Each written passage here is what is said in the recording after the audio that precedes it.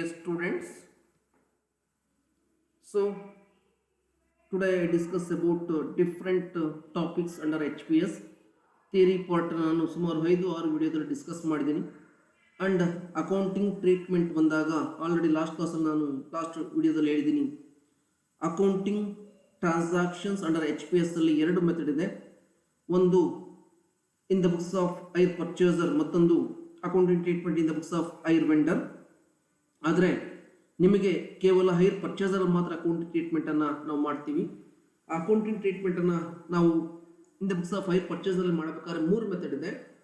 ಒಂದು asset accrual method, ಮತ್ತೊಂದು outright property method, another one is what called interest suspense method. ಈ 3 ಮೆಥಡಲ್ಲಿ ನಾವು ಮೊದಲನೇ ಮೆಥಡಲ್ಲಿ ಮಾತ್ರ ನಾವು HPS ಅಲ್ಲಿ ಅಂಡರ್ ಹೈರ್ ಪರ್ಚೇಸರಲ್ಲಿ ನಾವು ಎಂಟ್ರೀಸನ್ನು ಅಥವಾ ಲೆಡ್ಜರ್ ಅಕೌಂಟ್ಸ್ ರೆಕಾರ್ಡ್ ಮಾಡ್ತೀವಿ. Therefore, ಏನು general entries under the asset accrual method ಏನು ಜನರಲ್ ಎಂಟ್ರೀಸ್ ಬರ್ತವೆ, ಏನು ಲೆಡ್ಜರ್ ಅಕೌಂಟ್ಸ್ ಓಪನ್ ಮಾಡಬೇಕಾಗುತ್ತೆ, how to calculate the amount of interest ಅನ್ನು ನಾನು ಈ ವಿಡಿಯೋದಲ್ಲಿ ಡಿಸ್ಕಸ್ ಮಾಡ್ತೀನಿ. ಇದು ವೆರಿ ಇಂಪಾರ್ಟೆಂಟ್.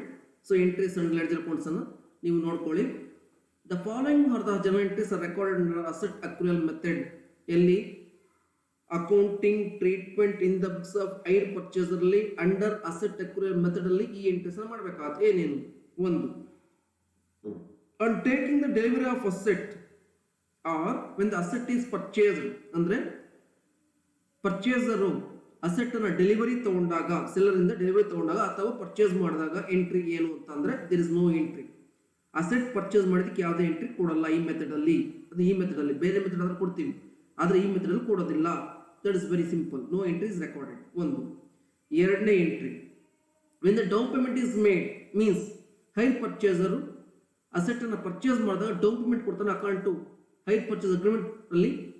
ಸೊ ಅದಕ್ಕೆ ಸಂಬಂಧಪಟ್ಟ ಎಂಟ್ರಿ ಇದು. ಒಂದು ಸರಿ ಒಂದು ವರ್ಷದಲ್ಲಿ ಫಸ್ಟ್ ವರ್ಷದಲ್ಲಿ ಮಾತ್ರ ಬರುತ್ತೆ, ಮತ್ತೆ ಇದು ರಿಪೀಟ್ ಆಗೋದಿಲ್ಲ. ಏನು? Asset account debtor to cash or bank account. This is the entry. ಯಾವುದಕ್ಕೆ? ಡೌನ್ ಪೇಮೆಂಟ್ ಅನ್ನ ಕೊಟ್ಟಿದ್ದಕ್ಕೆ ಎಂಟ್ರಿ. ಎಲ್ಲಿ? In the books of hire purchaser ಅಲ್ಲಿ ಅಂಡರ್ ಅಸೆಟ್ ಅಕ್ರೂಯಲ್ ಮೆಥಡ್ ಅಲ್ಲಿ ಎಂಟ್ರಿ. ಇದು ಏನ್ ಎಂಟ್ರಿ?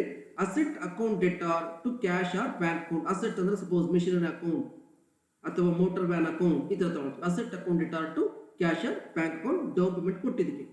ಇದು ಯಾವಾಗ ಬರುತ್ತೆ ಅಂದ್ರೆ ಹೈರ್ ಪರ್ಚೇಸ್ ಅಗ್ರಿಮೆಂಟ್ ಯಾವಾಗ ಮಾಡ್ಕೊಳ್ತೀವಿ ಅವಾಗ ಆ ಡೇಟ್ ಅಲ್ಲಿ ಬರುತ್ತೆ. ಮತ್ತೆ ಇದು ಒಂದೇ ಸರಿ ಬರೋದು, ಮತ್ತೆ ರಿಪೀಟ್ ಆಗೋದಿಲ್ಲ ಈ ಎಂಟ್ರಿ. ನೆಕ್ಸ್ಟ್, ಅಲ್ಲಿಗೆ ಎರಡು ಪಾಯಿಂಟ್ ಆಯ್ತು. ಒಂದು, ಅಸೆಟ್ ಪರ್ಚೇಸ್ಗೆ ಯಾವುದೇ ಎಂಟ್ರಿ ಇಲ್ಲ ಈ ಮೆಥಡ್ ಅಲ್ಲಿ. ಎರಡನೇದು, ಡೌನ್ ಪೇಮೆಂಟ್ಗೆ ಎಂಟ್ರಿ ಇದೆ, asset account debtor to cash or bank account. ಮೂರನೇದು very important entry, when the instalments become due. Instalments means ಪ್ರತಿಯೊಂದು ಇನ್ಸ್ಟಾಲ್ಮೆಂಟ್ ಡ್ಯೂ ಇರೋದಕ್ಕೆ ನಾವು ಎಂಟ್ರಿ ಕೊಡಬೇಕಾಗುತ್ತೆ. ಇದಕ್ಕೆ ಎಂಟ್ರಿ ಇದು ಪ್ರತಿ ವರ್ಷದಲ್ಲೂ ಅಥವಾ ಪ್ರತಿ ಇನ್ಸ್ಟಾಲ್ಮೆಂಟ್ಗೂ ಎಂಟ್ರಿ ಬರುತ್ತೆ. ಅದು ಇಯರ್ಲಿ ಇನ್ಸ್ಟಾಲ್ಮೆಂಟ್ ಆದರೆ ಪ್ರತಿ ವರ್ಷ ಬರುತ್ತೆ, ಹಾಫ್ ಇಯರ್ಲಿ ಆದರೆ ಪ್ರತಿ ಹಾಫ್ ಇಯರ್ಲು ಈ ಎಂಟ್ರಿ ಕೊಡುತ್ತೆ. ದರ್ಫೋರ್ ಈ ಎಂಟ್ರಿ ರಿಪೀಟ್ ಆಗ್ತಿರುತ್ತೆ, ನೋಡ್ಕೊಳ್ಳಿ. ಏನು ಎಂಟ್ರಿ? ಇನ್ಸ್ಟಾಲ್ಮೆಂಟ್ ಬಿಕಮ್ ಡ್ಯೂ ಇದ್ದಾಗ ಎಂಟ್ರಿ ಇದು. Asset account debtor, interest account debtor to hire vendor account. See, ಇದು ಪ್ರತಿ ಇನ್ಸ್ಟಾಲ್ಮೆಂಟ್ ಬಿಕಮ್ಸ್ ಡ್ಯೂ ಇರೋದಕ್ಕೆ ಎಂಟ್ರಿ ಕೊಡೋದು. Asset account debtor, interest account debtor, hire vendor account. This is the entry must pass. ಪ್ರತಿ ಇನ್ಸ್ಟಾಲ್ಮೆಂಟ್ಗೂ ಇದು pass ಮಾಡಬೇಕು. Next, and the payment of instalment ಅಂದ್ರೆ buyer instalment ಅನ್ನ ಪೇಮೆಂಟ್ ಮಾಡ್ತಾನೆ ಸೆಲ್ಲರ್, ಅದಕ್ಕೆ ಎಂಟ್ರಿ ಇದು. ಏನ್ entry? Hire vendor account debtor to cash or bank account. ಯಾಕೆಂದ್ರೆ ಪರ್ಚೇಸರು ಇನ್ಸ್ಟಾಲ್ಮೆಂಟ್ ಅನ್ನ ಸೆಲ್ಲರ್ಗೆ ಕೊಡೋದು, ಹಾಗಾಗಿ ಹೈರ್ ವೆಂಡರ್ ಅಕೌಂಟ್ ಡೆಟಾರ್, ಅವನ ಅಕೌಂಟ್ ಡೆಬಿಟ್ ಮಾಡ್ತೀವಿ. Hire vendor account debtor to cash or bank account. ಏನು ಅಮೌಂಟ್ ಆಫ್ ಇನ್ಸ್ಟಾಲ್ಮೆಂಟ್ ಇರುತ್ತೆ ಅದನ್ನು ತೆಗೆದುಕೊಳ್ತೀವಿ. ದೆನ್ ಅಲ್ಲಿಗೆ ನೋಡಿ 4 ಎಂಟ್ರಿ ಆಯ್ತು. ಅಸೆಟ್ ಪರ್ಚೇಸ್ಗೆ ಯಾವುದೇ ಎಂಟ್ರಿ ಇಲ್ಲ, ಡೌನ್ ಪೇಮೆಂಟ್ಗೆ ಎಂಟ್ರಿ ಕೊಟ್ವಿ, asset account debtor to cash or bank account. Instalment due ಇದಕ್ಕೆ ಎಂಟ್ರಿ ಕೊಟ್ವಿ, asset account debtor, interest account debtor to hire vendor account. And instalment payment ಮಾಡೋದಕ್ಕೆ ಎಂಟ್ರಿ ಕೊಡ್ತಾ ಇದೀವಿ, hire vendor account debtor to cash or bank account. ಇವೆರಡು ಪ್ರತಿ ಇನ್ಸ್ಟಾಲ್ಮೆಂಟ್ಗೂ repeat ಆಗ್ತವೆ, ಪ್ರತಿ ಇನ್ಸ್ಟಾಲ್ಮೆಂಟ್ಗೂ. And very important, charge in depreciation. Always depreciation is charge yearly. ಒಂದು ವರ್ಷಕ್ಕೋಸ್ಕರ ಚಾರ್ಜ್ ಮಾಡೋದು. ಸಪೋಸ್ ನಿಮ್ಗೆ ಇನ್ಸ್ಟಾಲ್ಮೆಂಟ್ ಹಾಫ್ ಇಯರ್ಲಿ ಇದ್ರೆ ನಾವು at the end of second half year ಇನ್ಸ್ಟಾಲ್ಮೆಂಟ್ಗೆ ಮೀನ್ಸ್ ಎರಡನೇ ಹಾಫ್ ಇಯರ್ ಆದ್ಮೇಲೆ ನಿಮ್ಗೆ ಡಿಪ್ರಿಷನ್ ಕೊಡಬೇಕಾಗುತ್ತೆ. ಯಾಕೆಂದ್ರೆ ಡಿಪ್ರಿಷಿಯೇಷನ್ ಚಾರ್ಜ್ ಮಾಡೋದು ಆಲ್ವೇಸ್ ವರ್ಷದ ಕೊನೆಯಲ್ಲಿ.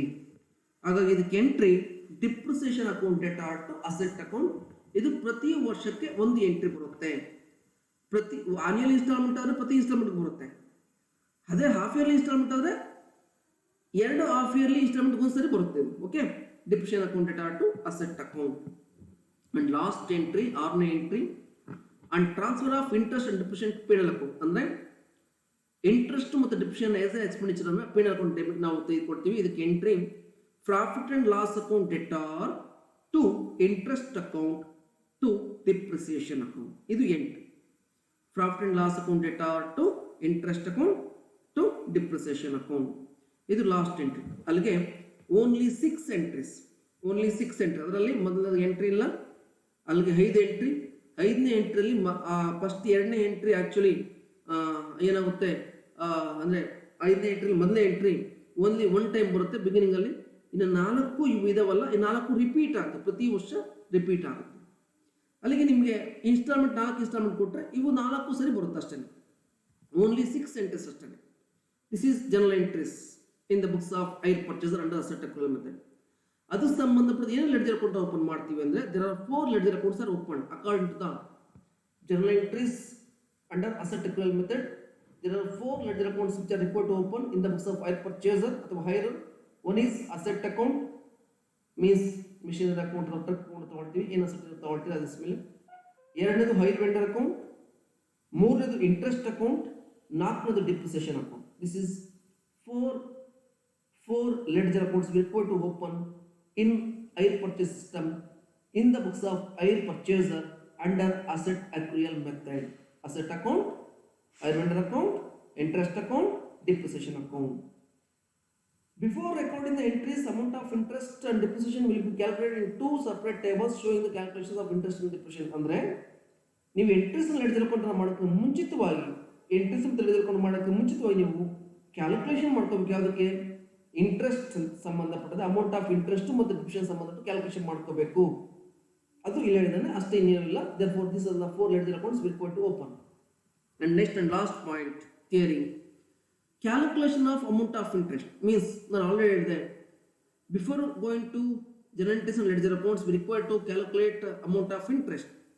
ಈ ಅಮೌಂಟ್ ಆಫ್ ಇಂಟ್ರೆಸ್ಟ್ ಅನ್ನು ನಾವು HPS ಅಲ್ಲಿ ಕ್ಯಾಲ್ಕುಲೇಟ್ ಮಾಡಬೇಕಾದ್ರೆ, ಮೀನ್ಸ್ ಹೈರ್ ಪರ್ಚೇಸ್ ಸಿಸ್ಟಮ್ ಅಲ್ಲಿ ಕ್ಯಾಲ್ಕುಲೇಟ್ ಮಾಡಬೇಕಾದ್ರೆ we required to calculate the amount of interest and different methods.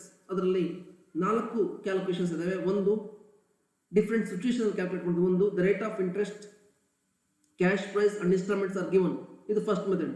ಅಂದರೆ ರೇಟ್ ಆಫ್ ಇಂಟ್ರೆಸ್ಟ್ ಕೊಟ್ಟಿರ್ತಾನೆ, ಕ್ಯಾಶ್ ಪ್ರೈಸ್ ಕೊಟ್ಟಿರ್ತಾನೆ, ಇನ್ಸ್ಟಾಲ್ಮೆಂಟ್ ಕೊಟ್ಟಿರ್ತಾನೆ, ಅವಾಗ ಕ್ಯಾಲ್ಕುಲೇಟ್ ಮಾಡೋದು ಯಾವ ರೀತಿ. 2ನೇದು when the total cash price and installments are given but rate of interest are not given. Cash price ಕೊಟ್ಟಿರ್ತಾನೆ, ಇನ್ಸ್ಟಾಲ್ಮೆಂಟ್ ಕೊಟ್ಟಿರ್ತಾನೆ, ಮತ್ತು ರೇಟ್ ಆಫ್ ಇಂಟ್ರೆಸ್ಟ್ ಕೊಟ್ಟಿರೋದು ಆಗ. 3ನೇದು when HPP is exclusive of interest, means exclusive of interest means ಇಲ್ಲಿ what is called actually what is the cash price is given ಅದಕ್ಕೆ ಸಂಬಂಧಪಟ್ಟಂತೆ when HPP and cash price are equal ಇದ್ದಾಗ ಇಲ್ಲಿ calculation different ಇರುತ್ತೆ. and 4th one when the rate of interest and installments are given but cash price is not given, cash price ಕೊಡದೇ ಇದ್ದಾಗ. ಈ 4 situations ಅಲ್ಲಿ ನಾವು ಅಮೌಂಟ್ ಆಫ್ ಇಂಟ್ರೆಸ್ಟ್ನ ಕ್ಯಾಲ್ಕುಲೇಟ್ ಮಾಡಬೇಕಾದ್ರೆ ಇದು 5 ಮಾರ್ಕ್ಸ್ ಇಂಪಾರ್ಟೆಂಟ್. ಇದರಲ್ಲಿ ನಾವು ಪ್ರಾಬ್ಲಮ್ ಮಾಡ್ತೀವಿ. ಸೊ ಅದ್ರ ಜೊತೆಗೆ ಎಂಟ್ರೀಸ್ ಅಂಡ್ ಲೆಡ್ಜರ್ ಅಕೌಂಟ್ ಮಾಡಬೇಕು ಸಹ ಈ ಮೆಥಡಲ್ಲಿ ನಾವು ಅದು ಯಾವ ಮೆಥಡ್ ಇರುತ್ತೆ ಆ ಮೆಥಡಲ್ಲಿ ನಾವು ಇಂಟ್ರೆಸ್ಟ್ನ ಕ್ಯಾಲ್ಕುಲೇಟ್ ಮಾಡ್ಕೋಬೇಕಾಗುತ್ತೆ. therefore what is called we require to calculate amount of interest under these methods. Okay, and then therefore actually ನಾವು ಇಲ್ಲಿ ಜನರಲ್ ಎಂಟ್ರೀಸ್ ಅನ್ನು ಡಿಸ್ಕಸ್ ಮಾಡಿವಿ, ಲೆಡ್ಜರ್ ಅಕೌಂಟ್ ಅನ್ನು ಡಿಸ್ಕಸ್ ಮಾಡಿವಿ, calculation of amount of interest discuss ಮಾಡಿವಿ. ಇದ್ರ ಮೇಲೆ ನಾವು ಪ್ರಾಬ್ಲಮ್ ಮಾಡ್ತೀವಿ. Then switch on to problems. Okay, problems ಮಾಡೋಣ ನೆಕ್ಸ್ಟ್ ನಾವು ಕ್ಲಾಸಲ್ಲಿ. ಇಷ್ಟನ್ನು ನೀವು ಸ್ಟಡಿ ಮಾಡಿ, ಆ ಸ್ಟಡಿ ಮಾಡಿದ್ರೆ ಈಸಿಯಾಗಿ ನಾವು ಪ್ರಾಬ್ಲಮ್ಸ್ ಅನ್ನು ಮಾಡ್ಬೋದು. Okay, thank you.